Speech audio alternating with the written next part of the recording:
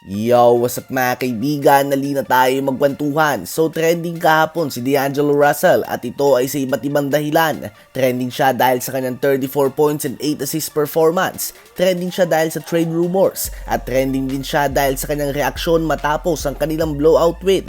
Usap-usapan nga ito sa social media dahil mukhang may alam nga daw itong hindi natin alam. Very unusual nga daw na sobrang tahimik si D'Lo matapos ang napaka-impresibong performance at isang blowout win.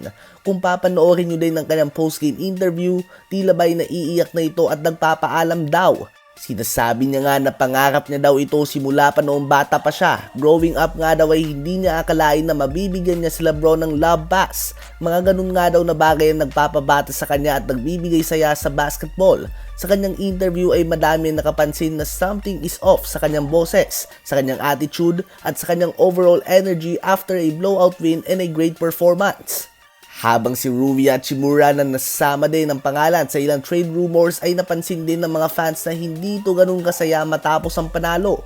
Kaya naman naiisip nga ng ilang fans ay tila ba nasabihan na daw ito na ititrade sila o kaya naman sadyang hindi talaga sila mapakali sa mga trade rumors. Tahimik din ang locker room ng Lakers matapos ang game.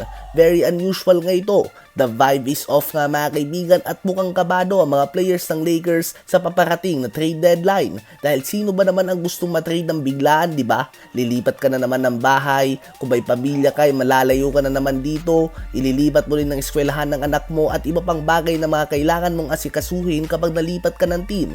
So hindi nga talaga magandang panahon ito para sa mga players na palaging nasasama sa trade rumors. Ano ba masasabi nyo tungkol dito?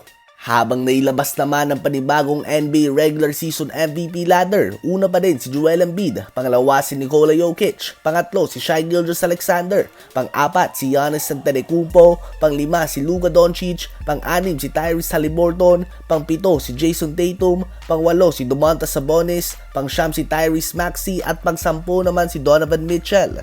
Sa bagong labas na MVP ladder na ito ay hindi mo nga makikita sa listahan ng pangalan ng former MVP Kevin Durant. Kahapon ay nagtala pa lamang siya ng 40 points, 9 rebounds on 18 of 25 shooting sa field.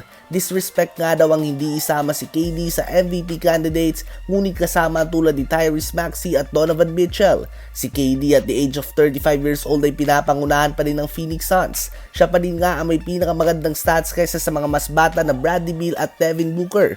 Si KD ay nagtatala pa din ngayong season ng 5th best sa NBA na 29.2 points, 6.3 rebounds, 5.6 assists, 1.2 blocks, and 1 steal per game on a very efficient 53.2% shooting sa field, 47% sa 3 points, at 88.4% naman sa free throw line. May chance nga si KD na magawa hindi lang ang 50-40-90 na shooting splits, bagkus 50-45-90 din.